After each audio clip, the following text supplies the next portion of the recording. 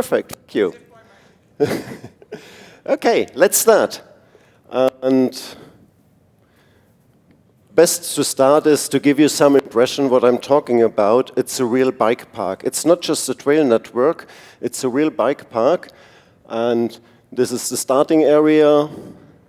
And this is the upper third section. You see some jump lines, north shores, and then it goes down to the forest, really steep. We had a drop battery. We had a kind of flow trail. We had this huge wooden construction with this kind of drop. We had some natural flow lines.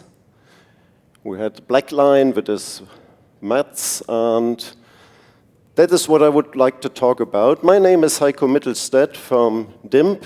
As Kevin said, we are the German chapter of IMBA, and I'm working since 10 years as an advocacy officer for DIMB, so more the right to roam, but then it comes more and more into trail building, and since some years I'm also trail building trainer for DIMB.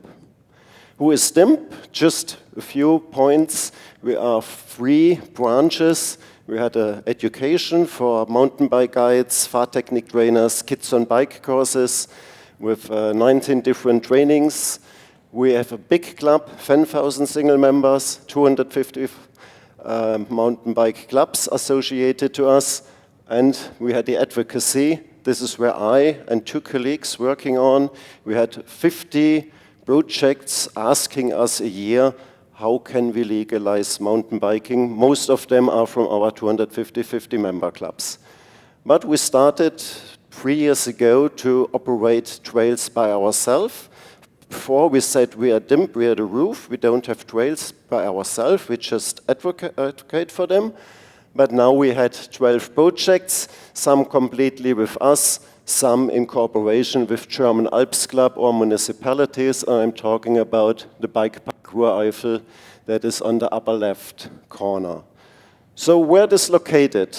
Here you can see Cologne and Bonn, and then there's the Ruhrgebiet. And this is the location close to the Belgian border in the Eifel. And a little bit down, you will see the National Park Eifel. And it's a 40-minute drive to reach just the next, a little bit bigger cities like Aachen, Düren, and it's a 1-hour drive to Cologne. It's really a rural area where not many people live. And if you go a little bit deeper, you see this is the bike park, the starting area. There is a school and an internat that don't work so well anymore. And also we had some small village on the downside with 4 restaurants, and they're struggling to operate because it's a rural area. So why does the bike park is there? It happened 2015 when the National Park of the Eifel is funded and there's a lot of bike bans. And then they say as a compensation, the municipality will invest 300,000 euros and build a professional bike park that will be operated by a local club. They opened only on weekend and they had a shuttle service. And that didn't pay off. So they had fewer visitors, they had to do all the maintenance costs by themselves, and the operation was suspended in 2022. And now the municipality has a bike park, but no one who will operate. So we stepped in and said, what can we do? We've been asked, and we said, okay, we would like to have some financial support from the municipality, and then we will be willing to operate this bike park as DIMB. So at the time, we had 5 tracks, 2 blue, 2 red, and a black line. It's about 4,000 meters, and the big interesting thing is we don't operate with a shuttle bus. So what's coming up the last years?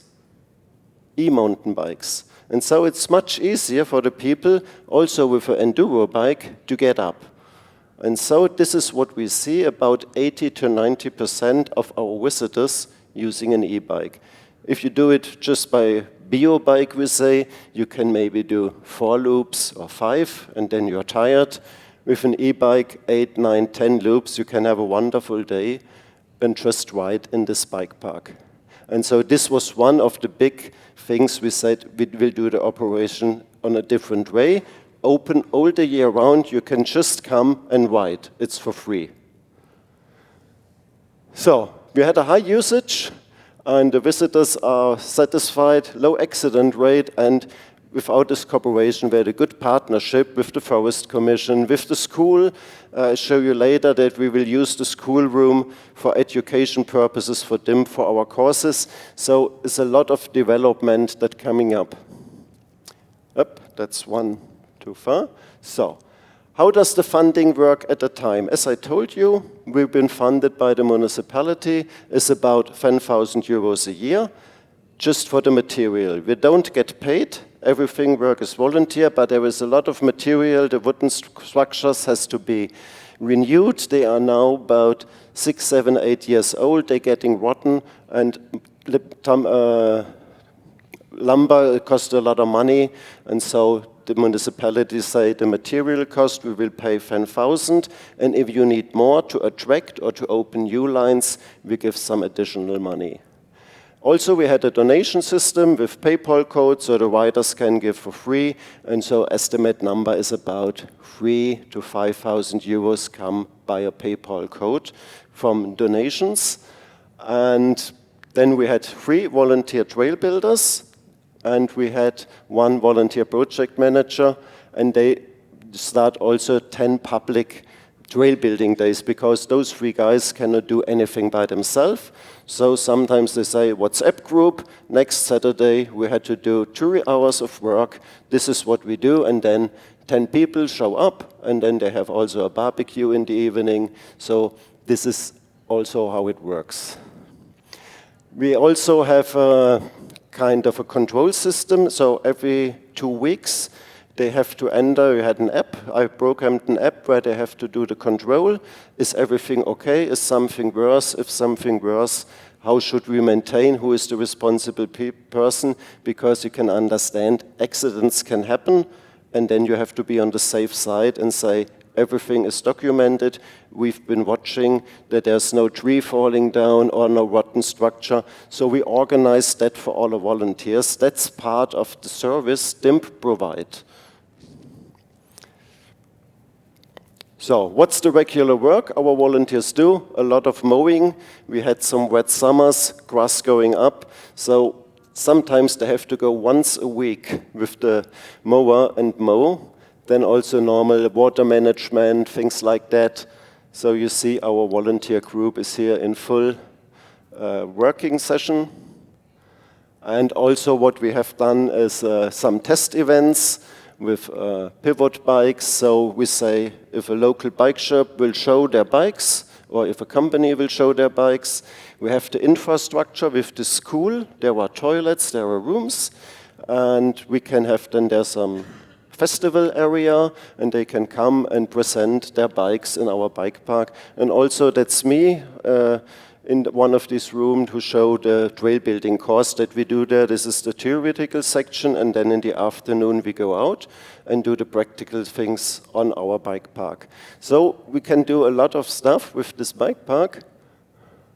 And these are the guys who I'm really thankful for their work. So it's Axel, he's also a board member of DIMB, and then our 3 trail builders. And what's important is this guy, Florian. He's one of our advocacy officer, and he do the paperwork. And that's important. The volunteers don't like to have all this paperwork and insurance stuff.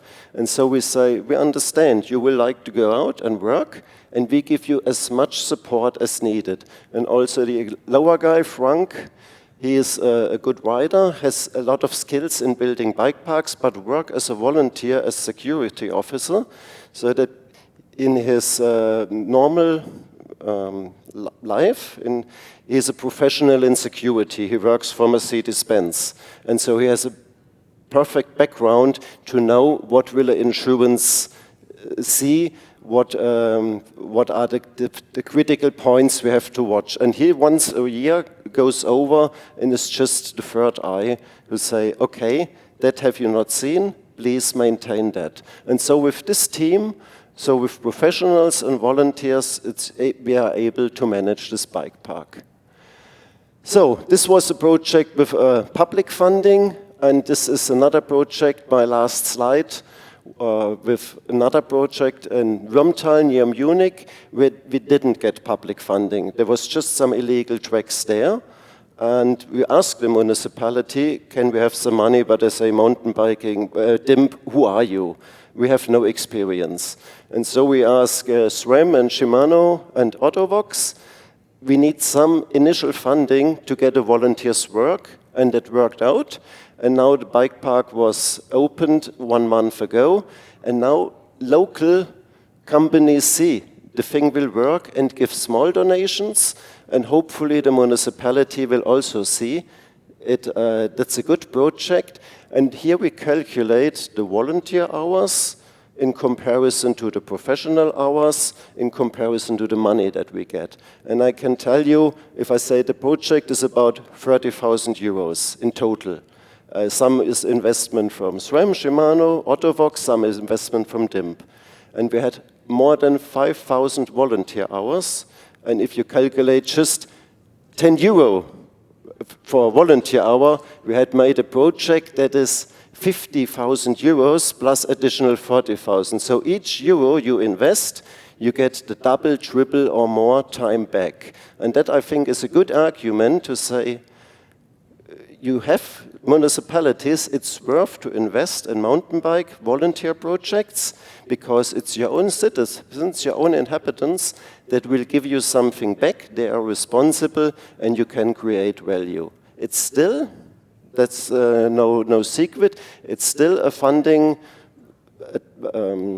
challenge to get the maintenance done. So step by step, we hope that more local companies, or maybe if somebody's there in the audience who say, I like this, there's the PayPal code, you can give some funding to us, but it works. So that's my last slide. So the DIMB policy is we will offer good places to ride, free for everyone. It should not matter if somebody is rich or poor. Everybody should come, even with an old bike, and feel as a mountain biker. So if there is some trail fee, it's a kind of a barrier, and we would avoid. We would like to make mountain bike big. But we need funding. We cannot do anything from our DIMB club, from our membership. So we're lobbying in Germany for more public funding. We ask the industry for more funding for projects, but this can only be initial funding. The maintenance, I think it has to be public, and then we bring in our volunteers and say they do the work, and we as DIMB, we provide the paperwork, the insurance, the knowledge, the trail building schools. And in this mixture, and every project is a little bit mixed up differently, but with this mixture, I think it's possible to have mountain bike projects as real community projects. Everybody's talking about community. This is real community. So thank you for that. I'm at the end of my presentation. Kevin, I'm in time? Very well. Okay.